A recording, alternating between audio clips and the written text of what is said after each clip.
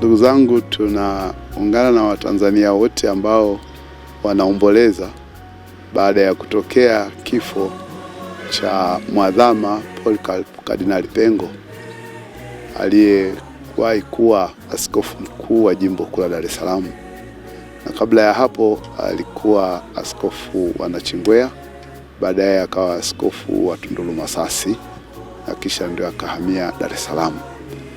Mwadhama Polycarp Kardinali Pengo, kwa nafasi yake ya ukardinali aliyoteuliwa, alistahili na kuwa na nafasi ya kuwa mmoja wa washauri wa karibu wa Baba Mtakatifu tangu ile Baba Mtakatifu aliyemteua mpaka hapo alipokuwa amestaafu kazi ile ya kushauri kwa karibu zaidi, japo aliendelea kuwa kardinali, na kisha baadaye alipostaafu kuwa askofu wa Jimbo Kuu la Dar es Salaam.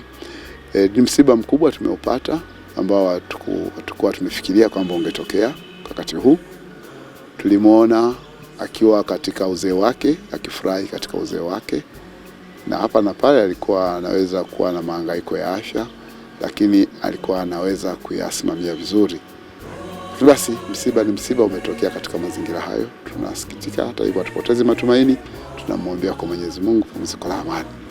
Mwadhama Polycarp Kardinali Pengo ana mchango mkubwa sana katika nyanja za kijamii, lakini pia na za kiimani.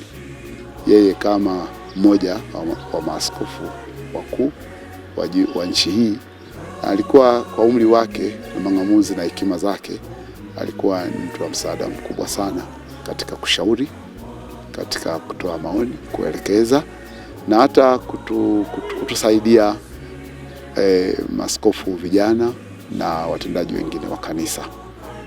Zaidi ya mang'amuzi yake na taaluma yake, lakini pia alikuwa na fadhila ya unyenyekevu. Aliweza kukaa na watu wote, kuchangamana nao, kuzungumza nao, na alipoombwa msaada wa huduma yake ya kiaskofu hakusita kufanya hivyo tangu akiwa askofu wa Jimbo Kuu la Dar es Salaam, lakini hata baada ya kustaafu kwake aliendelea kuwa msaada mkubwa kwa watu wengi. Kwa alikuwa mnyenyekevu, mpole, msikivu, na aliweza kushirikiana na watu mbalimbali bila shida.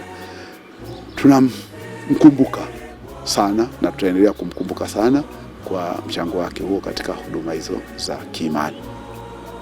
Alifundisha na mafundisho yake yalikuwa na nguvu, yalikuwa na mguso, yalikuwa yanafanya watu tugutuke na hata tuweze kuelewa msingi analokisisitiza. Alifundisha kwa dhati kutoka moyoni. Kwa hiyo tunaona alifanya kazi kubwa. Zaidi ya hayo, alihamasisha mabadiliko ya utendaji wa kanisa, hasa mafanikio yake. Baraza la Maaskofu limeendelea kukua mara kwa mara, ikiwa ni pamoja na ongezeko la mapadri, maaskofu, majimbo, na sasa tunategemea kuwa na jimbo jipya mwezi wa 3 tarehe 19. Haya mabadiliko mengi ya Kanisa Katoliki Tanzania, yeye alikuwa kati ya walioshuhudia. Sababu tangu amekuwa askofu miaka 1980 mpaka sasa kuna mabadiliko mengi, na hivi amekuwa chachu ya maendeleo. Kama kardinali alikuwa mshauri mzuri sana wa Baraza la Maaskofu. Aliwashauri maaskofu wa baraza na aliwasikiliza pia walipomkaribia na kupata ushauri. Kwa upande wa imani tunamshukuru, tunamkumbuka, tunamwombea na tunaamini Mwenyezi Mungu ataona hayo aliyoyafanya. Katika jamii ya Watanzania, yeye kama mzee na hekima zake na nafasi yake ya kijamii, alifurahia heshima aliyoipata kutoka kwa watu. Nadhani halina ubishi, watu wengi walitambua jina lake na walimheshimu, na alipotoa kauli walimsikiliza. Hilo tunaliona. Na mara zote alipotoa kauli kwake zilikuwa kauli za kujenga, kauli za kuboresha kitu ambacho kinadorola au kuna jambo aliende vizuri. Aliweza kutoa kauli ili jamii iweze kulishughulikia tofauti na kuleta hali nzuri zaidi. Kwa hiyo aliyafanya, na tunajua siku za nyuma huko tumewahi kutokea ubishani baada ya kauli yake zikatafsiriwa tofauti, lakini kawaida katika kufundisha si wote wanapokea sawa mafunzo yale unayotoa. Wengine watapokea tofauti, na hivyo kinachotakiwa tu ni ule ukweli. Yeye hakuteteleka baada ya kutoa maoni yake, hakuteteleka kwa sababu alichokuwa anakisema kilikuwa kina msingi wa ukweli. Akiwa mbobevu katika masomo ya maadili, kila mara alizungumza akisisitiza misingi ya maadili, namna ya watu kuishi kiadilifu na watu wahusiane kwa uadilifu. Sasa katika namna hiyo, kwa vyovyote, wapo wasiopenda kushauriwa katika mambo ya uadilifu walikerwa na kauli zake, lakini ndio kawaida ya mwalimu, kawaida ya anayefundisha. Wakati fulani anaweza sieleweke. Kwa ujumla, jamii wa Tanzania wote tunasikitika, tunamwombea, tunajua alifanya kazi zake kwa nia njema, kwa moyo wa dhati, na mchango wake ni dhahiri, kwa sababu kila mara alipokumbukwa yale ambayo hayakwenda sawa yalifikiriwa upya tena na kufanywa marekebisho katika nyakati na mazingira tofauti. Kwa hiyo ni hayo naweza kuyasema juu ya Mwadhama Polycarp Kardinali Pengo. Kutoka kwa Mwadhama Polycarp Kardinali Pengo naamini hapo mengi.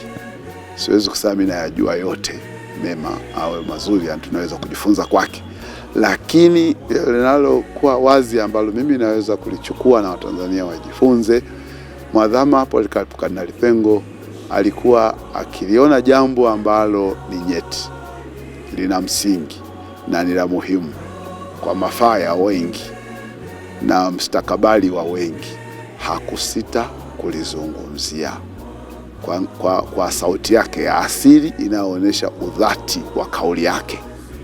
Hilo tunalikosa wengine. Wakati fulani tunaweza kushindwa kuzungumza, hata kama kwa macho na hisia zetu tunaona kwamba hapa jambo haliendi vizuri. Yeye aliweza kusimama na kuzungumza. Kwa hilo mimi nasema tujifunze ule ujasiri na udhati wa kuzungumzia jambo. Hazungumzi kama kumdhalilisha mtu, anazungumza kuwaelimisha watu. Hilo naona ni jambo zuri tunaweza kujifunza kwake. La pili, tunajifunza kwake unyenyekevu wake. Pamoja na ukubwa wake na majaliwa yake aliyokuwa nayo ya hekima na mang'amuzi na mamlaka au nafasi ya kuongoza aliyopewa na kanisa na jamii ilivyomchukulia kwa heshima hiyo kubwa, lakini hakujikuza. Alipenda kuishi maisha ya kawaida na watu wa kawaida, akichangamana nao na akitimiza majukumu kwa unyenyekevu wote. Naamini nalo ni fundisho. Sasa mara nyingine tunaweza tukaribu mambo kwa sababu tu ya kwa kaidi au kujikuza tu, lakini tungeweza kunyenyekea, tungeweza na sikio lingine lingeweza likafunguka, tukaelewa zaidi mambo ambayo labda kwa bahati mbaya hatukuyaelewa. Lakini yeye alikuwa na unyenyekevu wa kuweza kunyenyekea na kujifunza. Tatu, aliishi kwa haki, akitendea haki taaluma yake. Yeye kama daktari wa maadili alijitahidi kuishi uadilifu. Hiyo nalo naliona kwangu ni jambo zuri. Na jambo la nne, pamoja na umri wake mkubwa, lakini hakufumbia macho maendeleo. Kwa umri wake aliweza kufanya mabadiliko mengi ndani ya jimbo la Dar es Salaam, tofauti na pengine yaliyozoeleka kabla, akiangalia mahitaji ya sasa ya watu, akijaribu kuitikia mahitaji ya watu, makundi yote, vijana na watoto na watu wazima, wakati huo akilinda mafundisho ya kanisa yasibatilike. Kwa hiyo pamoja na uzee wake hakuwa mtu anayeng'ang'ania tu mapokeo, alioanisha ya zamani ya sasa, akaweka vizuri yaweze kuwafaa watu kumcha Mungu ipasavyo kwa sasa hivi.